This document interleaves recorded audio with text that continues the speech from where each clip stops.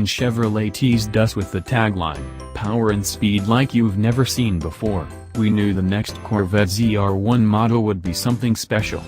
At the Los Angeles Auto Show we saw just how special: massive power, gobs of aero, and just for good measure, a convertible version as well. Based on the 7th generation Corvette, this is only the 4th generation ZR1, and it features a number of key innovations that help make it the most powerful production Corvette ever.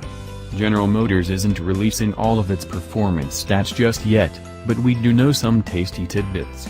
Namely, 755 horsepower and 715 pound-feet of torque in a package that weighs 3,650 pounds.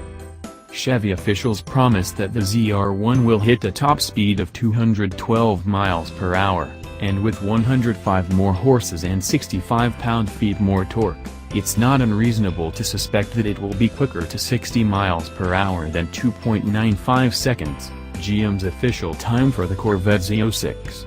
For added perspective, 715 is roughly 2/3 more horsepower than the 455 in the base Stingray.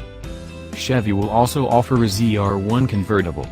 Usually cutting off the top of a supercar requires additional support for the chassis. However, the aluminum chassis of the ZR1 is strong enough that no structural changes were needed in the convertible. Instead, the drop-top's 60 extra pounds are due to the folding top hardware. Chevy expects the convertible to have nearly the same top speed as the coupe. Of course, the ZR1 isn't just a case of cranking up the boost on the Z06's 6.2-liter V8. On the contrary, the powertrain has been comprehensively reworked from its air and fuel delivery systems on through its exhaust, with the goal of creating more power up and down the rev range. Despite being conservatively spec'd, Corvette chief engineer Taj Juichter says, "After you drive this car for a while, a Z06 feels really sluggish, like it can barely get out of its own way." He only sounds like he's half joking when he says that to us assembled journos.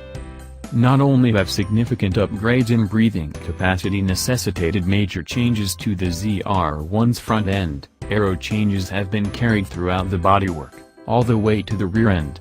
You'll hear a lot of that word in this story, necessitated. As it turns out, when building an envelope-pushing supercar, solving one problem often creates another technical challenge to be surmounted.